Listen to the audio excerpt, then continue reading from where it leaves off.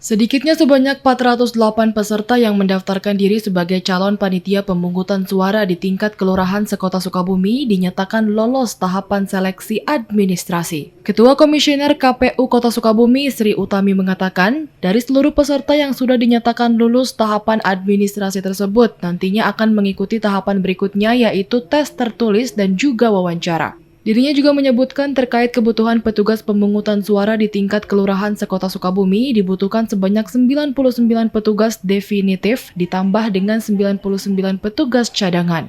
Masih menurut orang nomor 1 di KPU Kota Sukabumi tersebut, komposisi kebutuhan petugas itu berasal dari kebutuhan 3 orang petugas untuk setiap satu kelurahan.